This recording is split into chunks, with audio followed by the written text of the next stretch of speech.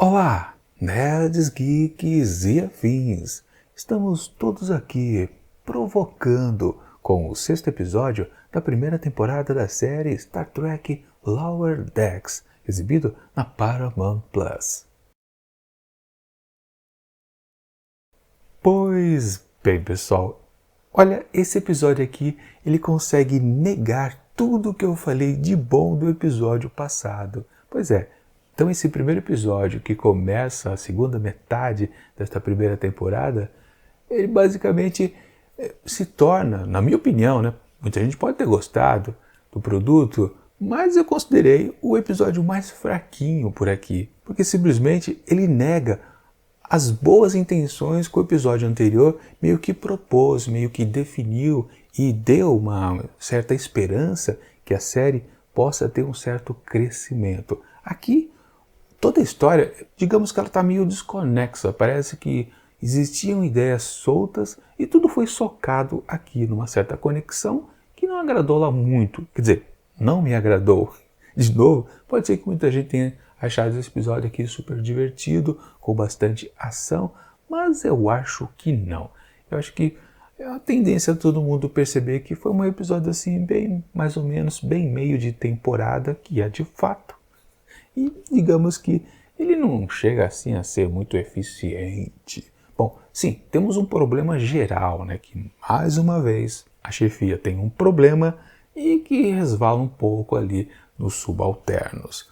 A questão da Freeman é exatamente cuidar de lixo espacial e uma turminha ali, de uma certa espécie, está querendo reivindicar, mas não pode, porque aquele lixo ali pertence à frota estelar, né? Tem equipamento, tem tecnologia, não pode cair em mãos, talvez, perigosas.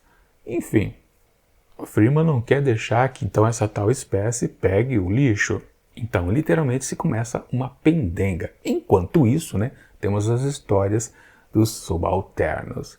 E é aí que mora o perigo de ter uma coisa talvez desconexa. Especificamente na história de Rutherford e Tendi, que, como eu comentei no episódio passado, está meio que evidente que essa duplinha ela não se conecta às histórias da Mariner e do Boiler. São totalmente separadas, distintas. E aqui é completamente não conectado a nada. É uma história, parece que, como eu disse, estava ali, nas ideias colocadas em várias anotações ali nos papéis da sala de roteiristas. E de repente eles perceberam, está faltando aqui uma história para este casalzinho. Pega aí qualquer coisa. Tem essa ideia aqui, vamos colocar. Não há conexão do que acontece entre Tendi e Rutherford com a história principal desse episódio, porque simplesmente a Tendi tem aquele problema de ela estar insegura que talvez ela não consiga utilizar os trajes de atividade extraveicular, por exemplo, para eu ficar boiando lá no espaço, né? Não está preparada. E o Rutherford, né, ainda na sua intenção de dar um chaveco em cima dela, né, diz, não, eu tenho um programa que eu estou desenvolvendo, vamos lá no holodeck, deixa eu apresentar para vocês, porque você vai poder treinar ali sem correr perigo. Claro que isso vai dar algum problema, né? E aparece até uma situação esquisita, porque tem um avatar que ajuda os dois ali dentro do programa, lá do holodeck. E é exatamente uma insígnia da frota estelar. Tem braços, pernas, fala. É um tutor, basicamente, né? E logo a gente percebe que é um tutor que não gosta lá muito do Rutherford. Quer dizer, foi mal programado. Ou seja, aquela velha história de um programa dentro do holodeck que dá defeito e gera perigo para quem está ali exatamente aproveitando daquela específica simulação. Dá tudo errado, né? E literalmente a insígnia, aquela forma maligna, começa a querer matar os dois. Mas, de novo, não tem conexão nenhuma com o que está acontecendo no restante da nave, ou seja, a pendenga lá justamente da capitã para com aqueles seres que querem roubar o lixo espacial, enfim. Não tem conexão. Não sei por que existe isso. Não sei por que eles não se esforçaram de conectar uma coisa com a outra. Pelo menos da parte do Boiler e também da Mariner, há uma conexão. Depois, demora, mas acontece. Bom, antes disso, né, tivemos a volta da piadinha no começo do episódio, né? Dentro do teaser, antes da abertura do programa. E no primeiro momento parecia que era mais outra piada isolada, mas não, depois a gente percebe que é uma certa continuidade, né? Claro, eles ficavam brincando lá com aquela questão lá dos sons dos motores de diversas naves de toda a franquia que a gente já conhece. É divertido, a piada é bastante funcional, né? Mas ali participa um personagem que nunca havia aparecido, que é o Fletcher. Depois a gente descobre que ele foi companheiro do Boiler em tempos de academia, né? Fizeram juntos. E ele volta depois no restante do episódio, ou seja, tem uma conexão então com a piada com o restante. E é um personagem que se mostra aquela coisa, né? O que pode ser pior do que uma Mariner, em termos de irritar, né? Bom, você pode dizer duas Mariner, né? Que é a tradicional resposta, né? Mas na verdade, o que é pior que uma Mariner é um Fletcher, né? Ou seja, um sujeito que parece que é boa gente, tá afim de ajudar os outros, é camarada, é amigo, mas acaba fazendo uma burrada e tenta consertar da pior forma possível, até jogado na cara, né? Fletcher diz isso a Marina. Você gosta de desrespeitar as regras da frota. E ela retruca. Sim, eu gosto. Aquelas regras que são inúteis, apenas burocracia e blá blá blá. Mas sem gerar perigo para ninguém. Claro que o Boiler levanta o dedo e fala, você tem certeza do que você acabou de dizer, né? Porque ele sempre se ferra, né?